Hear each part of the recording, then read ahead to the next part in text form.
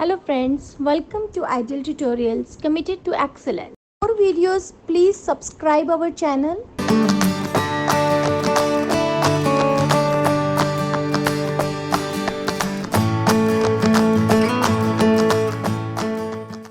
So guys, we are here to do autotrophic nutrition. First of all, the steps for the photosynthesis is absorption of light energy by chlorophyll. The chlorophyll which is present in leaf that absorbs the light energy from the sun.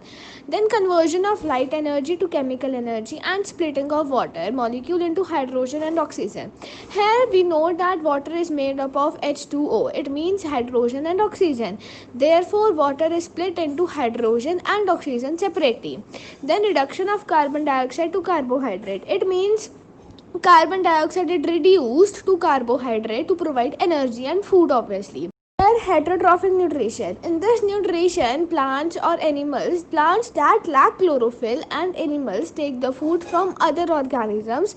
Therefore, the raw materials are taken from the other organisms. It is known as heterotrophic nutrition. For an example, animals and plants that lack chlorophyll. Then we have saprotrophic nutrition. In this, the organism feed on dead and decaying matter of plants or animals. For an example, fungi or bacteria.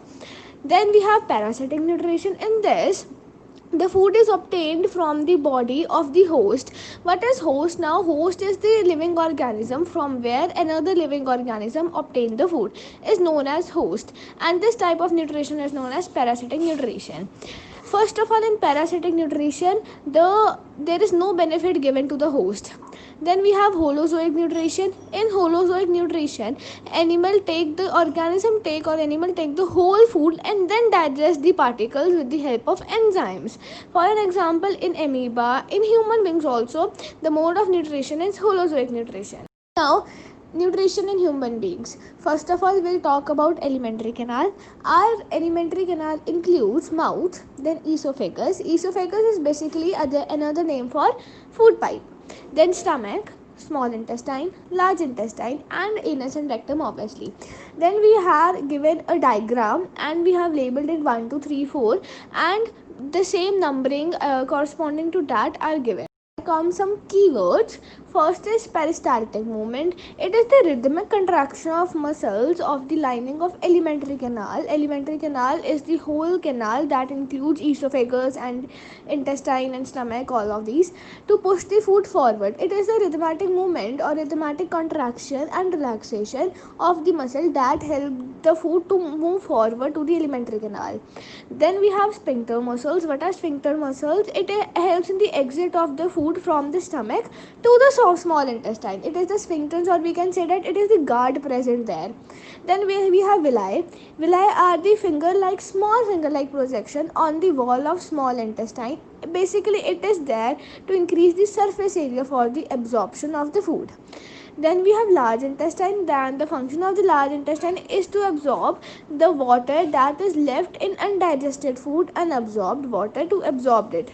Here we go with a table that represents the organ, the related gland, the related enzyme, and the function of the enzymes.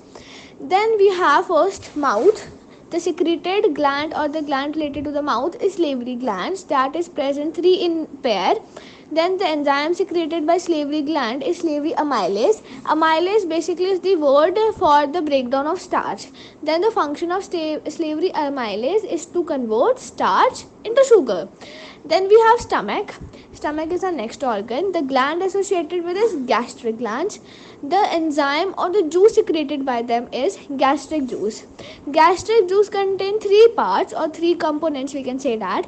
First is hydrochloric acid. The basic function of hydrochloric acid is to provide acidic medium for the working of pepsin that is required to convert protein into its smaller units.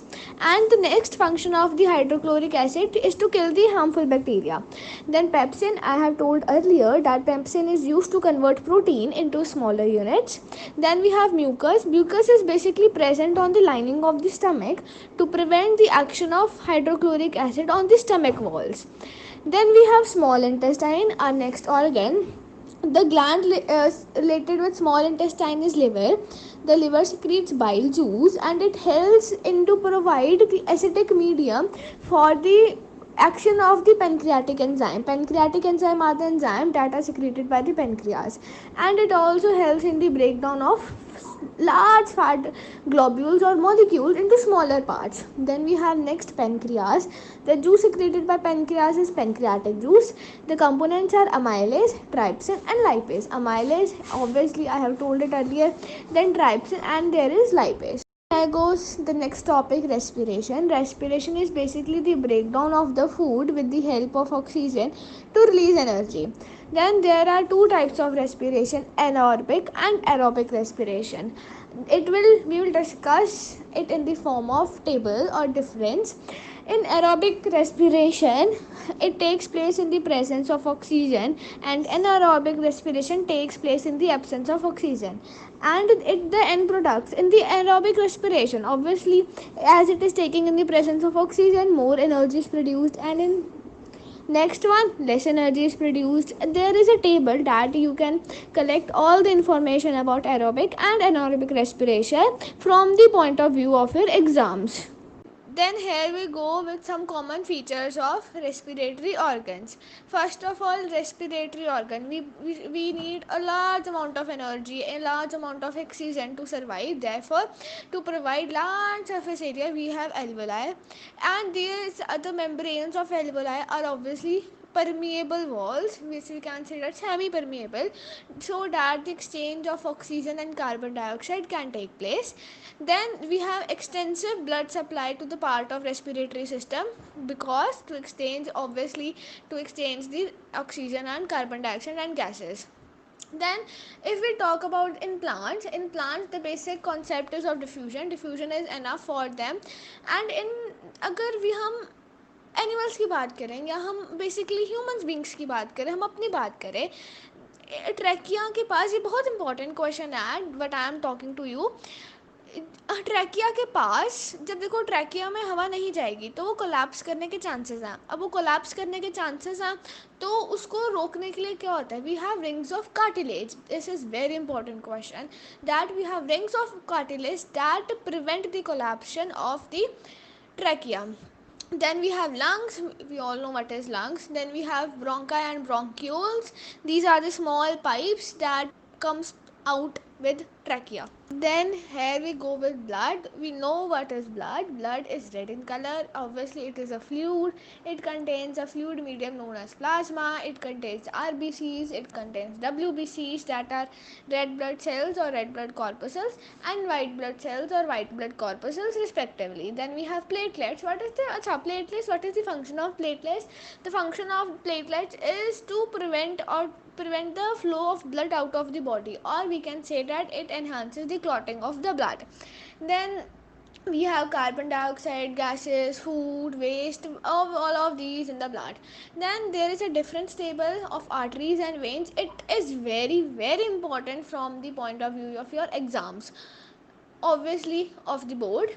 Then we have a difference table here of arteries and veins. What is artery? They are thick walled, veins thin walled, and the table goes like this. Then here we go with the diagram of the heart. Learn it from NCERT or from here. It is very, very, very, very important diagram with respect to your exams. So in this we will do something about working of heart.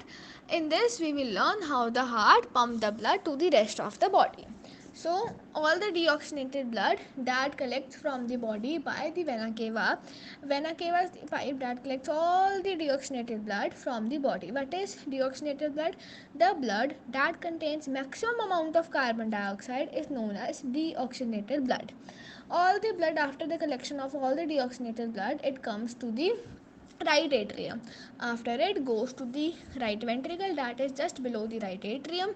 Then through the pulmonary artery it goes to the lungs. In lungs there is exchange of carbon dioxide and oxygen, or we can say that there is the process of oxygenation of blood. Then the oxygenated blood. What is oxygenated blood? Just opposite of deoxygenated. The blood that contains maximum amount of oxygen is known as oxygenated blood. Then whole of the oxygenated blood is passed to the left atrium from the lungs, through pulmonary vein. Then the blood which is passed to the left atrium is then given to the left ventricle, that is just below the left atrium.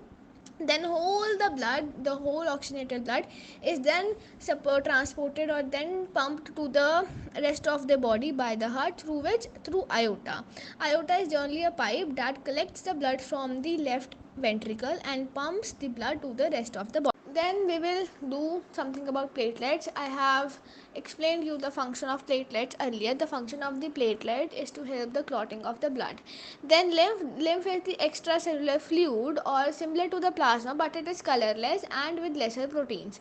What is the function of lymph? Lymph basically transport the digested food and absorb the fat from the intestine and drains the excess fluid to the intracellular spaces back into the blood.